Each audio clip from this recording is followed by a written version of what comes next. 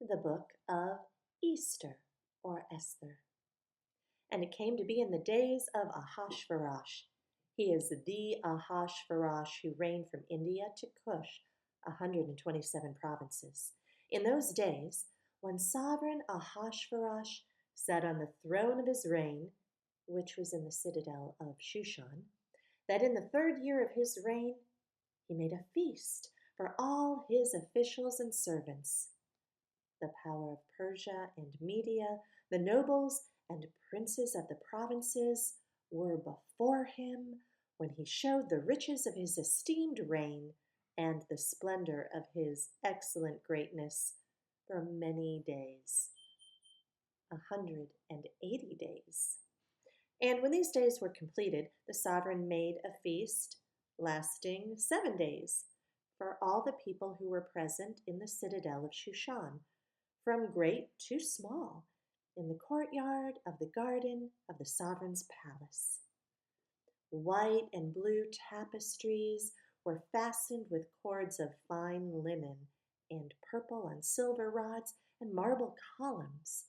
The couches were of gold and silver on a mosaic pavement of porphyry, marble, mother of pearl, and black marble. And they served drinks in golden vessels, the vessels being different from one another, with much royal wine, according to the hand of the sovereign. And drinking was according to the law. No one was compelled, for so the sovereign had ordered all the officers of his house that they should do according to each one's pleasure. Sovereigness Vashti also made a feast for the women in the royal palace, which sovereign Ahasuerus owned. On the 7th day, when the heart of the sovereign was glad with wine, he ordered Mehuman, Biztha, Harbona, Bigtha, and Abigatha, Zethar, and Carcass, the 7 eunuchs who were in attendance in the presence of sovereign Ahasuerus, to bring sovereign Vashti before the sovereign with her royal crown, in order to show her loveliness to the people and the officials, for she was lovely to look upon. But sovereign Vashti refused to come at the sovereign's command brought by his eunuchs. And the sovereign was very wroth, and his rage burned within him. So the sovereign said to the wise men who understood the times, for in this way the sovereign's matter came before all who knew law and right ruling, and who were close to him, Karshena, Shethar, Admatha, Tarshish, Mares, Marsina, Memucan, the 7 princes of Persia and Media, who saw the sovereign's face, who sat first in the reign. According to law, what is to be done to sovereigness Vashti, because she did not perform the command of the sovereign Ahasuerus through the eunuchs? And Memucan answered before the sovereign and the princes, Sovereigness Vashti has misbehaved not only toward the sovereign, but also toward all the princes and all the people who were in all the provinces of sovereign Ahasuerus. For the matter of the sovereigness shall go forth to all women to make their husbands despised in their eyes when they say, Sovereign Ahasuerus commanded sovereigness Vashti to be brought in before him, but she did not come. And this day the princes of Persia and Media shall say to all the sovereign's officials that they have heard the matter of the sovereigness with plenty of scorn and wrath. If it pleases the sovereign, let a royal decree go out from him, and let it be recorded in the laws of the Persians and the Medes, so that it does not pass away, that Vashti shall come no more before sovereign Ahasuerus, and let the sovereign give her royal position to another who's better than she. And the sovereign's decree, which he makes, shall be proclaimed through all his rule, great as it is, and all the wives give esteem to their husbands, both great and small. And the word was good in the eyes of the sovereign and the princes, and the sovereign did according to the word of Memucan. So he sent letters to all the sovereign's provinces, to each province in his own writing, and to every people in their own language, that each man should be master in his own house, and speak in the language of his people. Chapter 2. After these events, when the wrath of sovereign Ahasuerus had ceased, he remembered Vashti, what she had done, and what had been decreed against her. Then the sovereign's servants who attended him said, "Let lovely young maidens be sought for the sovereign, and let the sovereign appoint officers in all the provinces of his reign, and let them gather all the lovely young maidens to the citadel of Shushan, into the women's quarters, under the hand of Haggai, the sovereign's eunuch, guardian of the women, to give their preparations. And let the young woman who pleases the sovereign be sovereigness instead of Vashti." And the word pleased the sovereign, and he did so. In the citadel of Shushan, there was a certain man, a Yehudi, whose name was Mordecai, son of Yair, son of Shammai, son of Kish, a Benjamite, who had been exiled from Jerusalem with the captives, who had been exiled with Jeconiah, sovereign of Yehuda, whom Nebuchadnezzar, the sovereign of Babel, had exiled. And it came to be that he was raising Hadassah, that is, Ester, his uncle's daughter, for she had neither father nor mother. The young woman was beautiful and of good appearance, and when her father and mother died, Mordecai took her as his own daughter. And it came to be, when the sovereign's command and decree were heard, and when many young women were gathered at the citadel of Shushan into the hand of Haggai, that Esther too was taken to the sovereign's palace into the hand of Haggai, guardian of the women. And the young woman pleased him, and she received loving commitment from him. So he hastened to give her preparations and her portions, and gave her 7 choice female servants from the sovereign's palace. And he moved her and her female servants to the best place in the house of the women. Esther had not made known to her people or her relatives, for Mordecai had commanded her not to make it known. And every day Mordecai walked about in front of the courtyard of the women's quarters to learn of Esther's welfare and what's done to her. Now, when the turn of each young woman came to go in to sovereign Ahasuerus, after she had completed 12 new moons, according to the regulations for the women, for the days of their preparation were completed as follows: 6 new moons with oil of myrrh, and 6 new moons with perfumes, and with the preparations of the women. Thus prepared, the young woman went to the sovereign, and whatever she asked for was given to take with her from the house of the women to the sovereign's palace. In the evening she went, and in the morning she returned to the second house of the women, into the hand of Shah-Ashgaz, the sovereign's eunuch, guardian of the concubines. She would not come into the sovereign again unless the sovereign delighted in her and called for her by name. And when the turn came for Esther, the daughter of Abihail, the uncle of Mordecai, who had taken her as his daughter, to come to the sovereign, she sought no matter but what Haggai, the sovereign's eunuch, guardian of the women, advised. And Esther found favor in the eyes of all who saw her.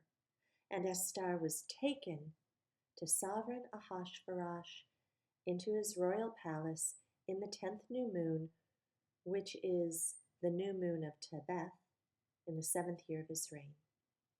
And the sovereign loved Esther more than all the women, and she found favor and loving commitment in his eyes more than all the maidens. And he set the royal crown upon her head and made her sovereigness instead of Vashti.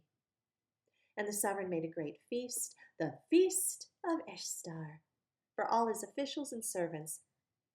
And he proclaimed a release in the provinces and gave gifts according to the means of a sovereign.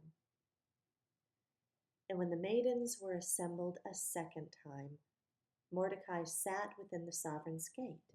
Esther had not made known her relatives or her people yet, as Mordecai commanded her, for Esther obeyed the command of Mordecai as when she was being raised by him. In those days, while Mordecai sat within the sovereign's gate, two of the sovereign's eunuchs, Bigthan and Teresh, doorkeepers, were wroth and sought to lay hands on sovereign Ahasuerus. And the matter became known to Mordecai, who informed sovereigness Esther, and Esther spoke to the sovereign in Mordecai's name. And when the matter was searched into, it was confirmed, and both of those servants were hanged on a wooden structure, and it was written in the book of the annals in the presence of the sovereign. Chapter 3. After these events, sovereign Ahasuerus promoted Haman, son of Hammedatha, the Agagite, and exalted him and seated him higher than all the princes with him. And all the sovereign servants who were in the sovereign's gate bowed and did obeisance to Haman, for the sovereign had commanded concerning him. But Mordecai would not bow down or do obeisance. And the sovereign servants who were in the sovereign's gate said to Mordecai, "Why do you disobey the sovereign's command?" And it came to be, when they spoke to him daily, he would not listen to him. So they told Haman to see whether the words of Mordecai would stand, for he had told Haman that he was a Yehudai. And when Haman saw that Mordecai did not bow or do obeisance, Haman was filled with wrath. But it was despicable in his eyes to lay hands on Mordecai alone, for they had informed him of the people of Mordecai. Therefore Haman sought to destroy all the Yehudim who were throughout all the reign of Ahasuerus, the people of Mordecai. In the first new moon, which is the new moon of Nisan, in the 12th year of sovereign Ahasuerus,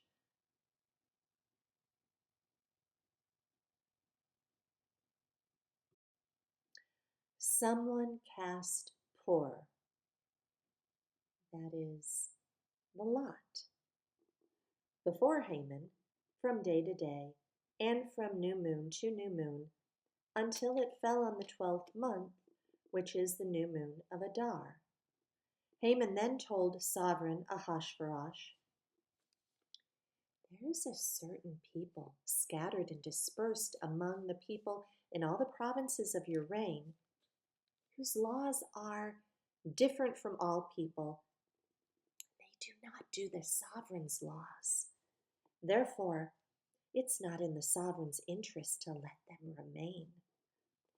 If it pleases the sovereign, let a decree be written to destroy them, and let me pay 10,000 talents of silver into the hands of those who do the work to bring it into the sovereign's treasuries. And the sovereign took his signet ring from his hand and gave it to Haman, son of Hammedatha the Agagite, the enemy of the Yehudim. And the sovereign said to Haman, "The silver and the people are given to you, to do with them as seems good to you." And the sovereign's scribes were called on the 13th day of the first new moon, and a decree was written according to all that Haman commanded, to the viceroys of the sovereign and to the governors who were over each province, and to the officials of all people, to every province according to its writing, and to every people in their language. It was written in the name of sovereign Ahasuerus and sealed with the sovereign's signet ring. And the letters were sent by the runners into all the sovereign's provinces to cut off, to kill, and to destroy all the Yehudim, both young and old, little children and women, in one day, on the 13th day of the 12th new moon, which is the new moon of Adar, and to plunder their possessions. A copy of the writing, to be made law in every province, was published for all people to be ready for that day. The runners went out, hastened by the sovereign's command, and the decree was given out in the citadel of Shushan. The sovereign and Haman then sat down to drink. But the city of Shushan was in confusion. Chapter 4. And Mordecai learned of all that had been done, and Mordecai tore his garments and put on sackcloth and ashes, and went out into the midst of the city and cried out with a loud and bitter cry. And he went up to the front of the sovereign's gate, for no one might enter the sovereign's gate wearing sackcloth. And in every province where the sovereign's command and decree came, there was great mourning among the Yehudim, and fasting and weeping and wailing, and many lay in sackcloth and ashes. And Ester's young women and eunuchs came and told her. And the sovereigness was deeply pained, and sent garments to Mordecai to wear, and to take away his sackcloth from him, but he refused.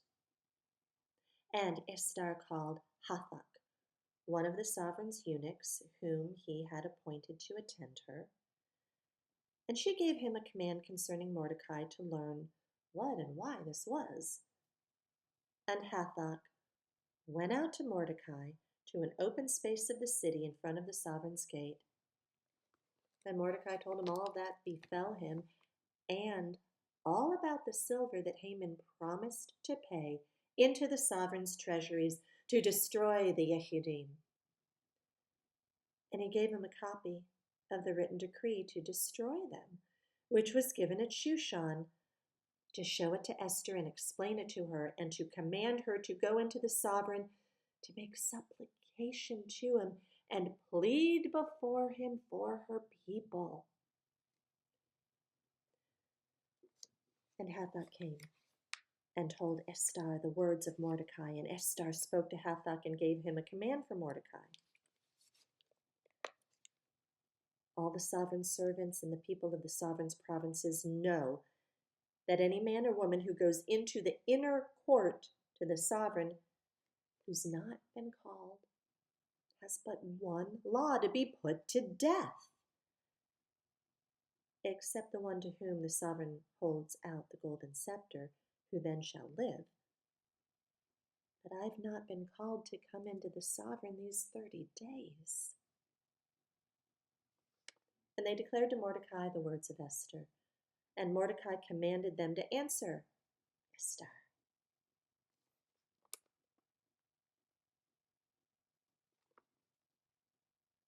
Do not think within yourself to escape the sovereign's palace any more than all the Yehudim. For if you keep entirely silent at this time, relief and deliverance shall arise for the Yehudim from another place. who knows whether you have come to the reign for such a time as this.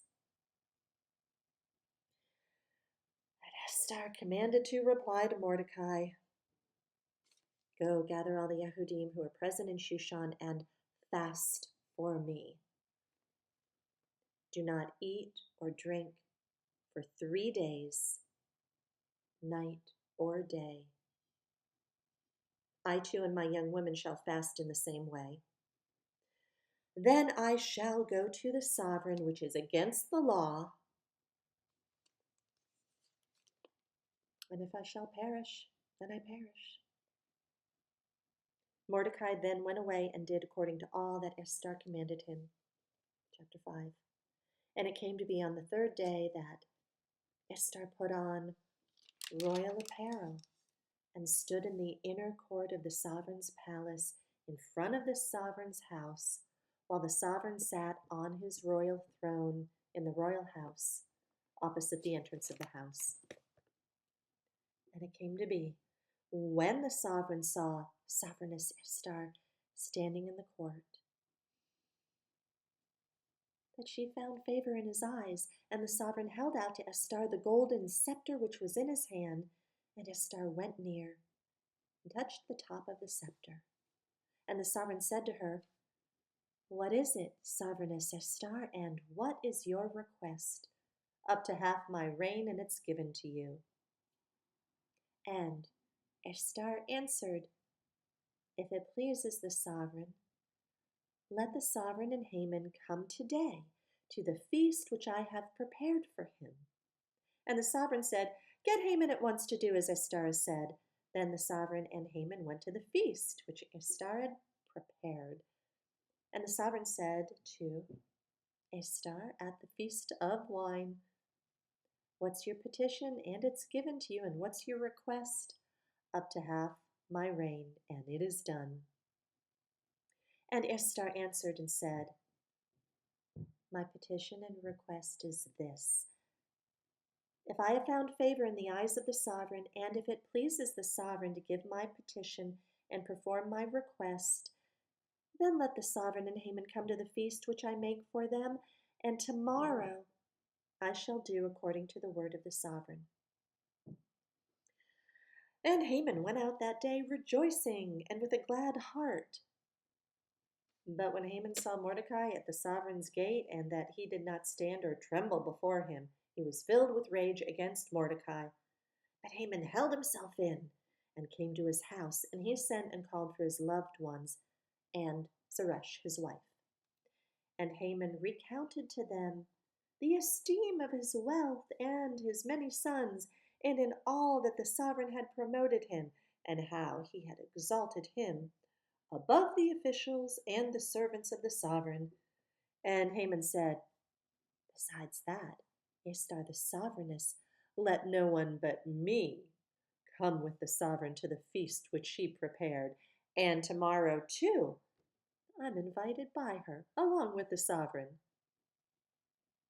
But all this does not suit me as long as I see Mordecai the Yehudi sitting at the sovereign's gate." So his wife Zeresh and all his loved ones said to him, "Let a wooden structure be made 50 cubits high, and in the morning speak to the sovereign that Mordecai be hanged on it, and go with the sovereign to the feast rejoicing." And the word pleased Haman, and he had the wooden structure made.